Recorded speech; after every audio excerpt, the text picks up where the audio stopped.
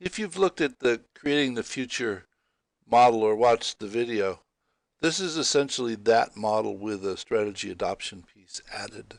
And the Enabling a Better Tomorrow and the Systemic Strategy video series is a very elaborate, in-depth detail of the elements of that model.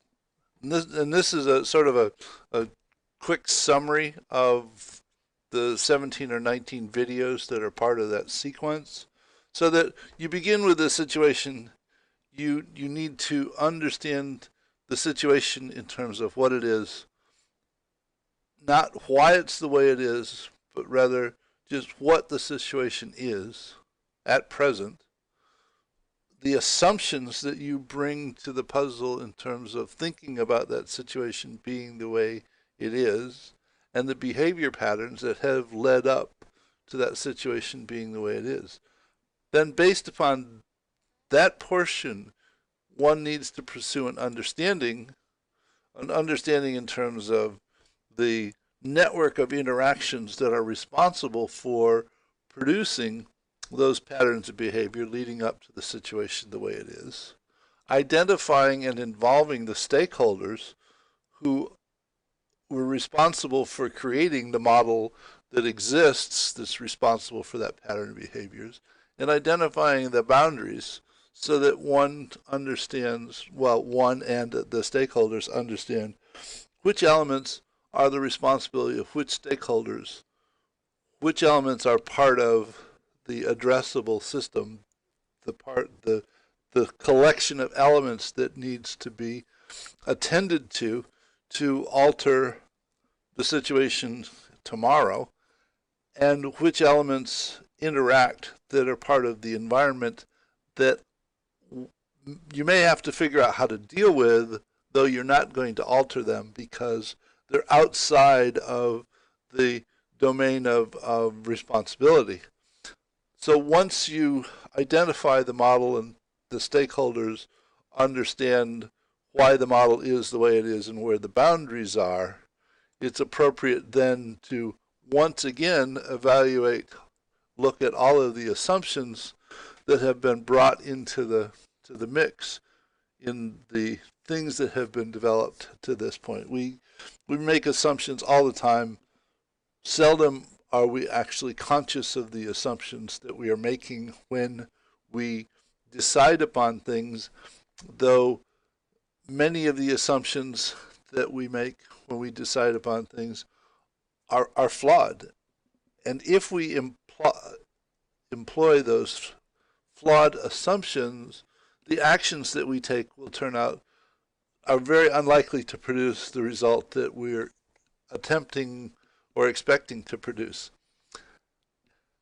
The next component is to, based upon the structure of the interactions, the network of relations responsible for the situation being the way it is, look for the leverage points in the system to identify where it's possible and appropriate to alter the interactions in a network of relations so that the system itself operates differently to produce a more desirable result in the future than the result that's been produced in the past.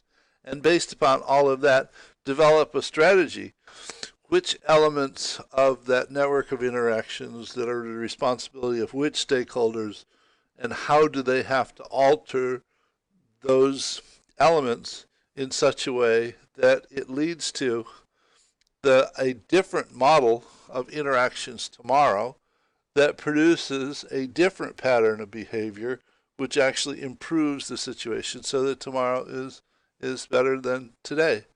And with the explicit intent of ensuring that you minimize the unintended consequences, because our experience has told us that unintended consequences typically make things worse or simply create new problems that we have to deal with in the future. So this is sort of a summary of what's contained in the whole series of of models and videos associated with enabling a better tomorrow and systemic strategy. Those models and videos go into each component of this in a lot of detail, to the extent of helping one understand how to actually go about doing the pieces that are associated with this. Now, people have asked me about how can you put together an explicit process for doing systems thinking. And my response is that the off-the-cuff response is that I seek the path, I find the path, I travel the path, I become the path, and then I don't need the path anymore. What I'm trying to say is that if for a person who is new at doing something, they need a well-defined method to go about doing it until they understand how to do it. And once they understand how to do it, then they don't need the method anymore.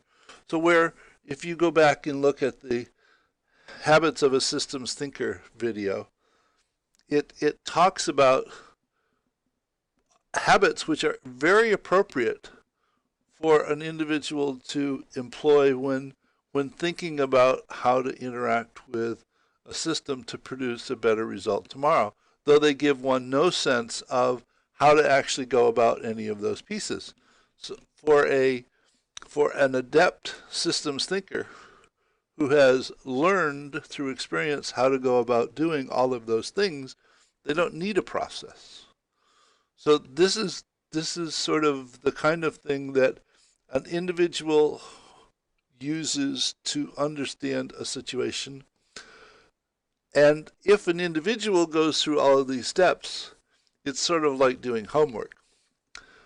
The only way that this process produces meaningful results that are likely to be implemented is if all of the relevant stakeholders are involved in developing the strategy so that they own it with the intent of implementing it. It's, ask yourself, how often do people really wash their rental cars? They don't. It's a question of ownership. And it's the same thing here. If you want a situation to evolve and improve, the stakeholders who are responsible for the elements of the system have to be involved. Otherwise, you simply can't, from not being responsible for those elements, you can't get them to change. The responsible stakeholders are the ones who have to alter the interactions for which they are responsible. So, hope you found this informative, and we'll see you in another video, not too far in the future, I expect. Bye.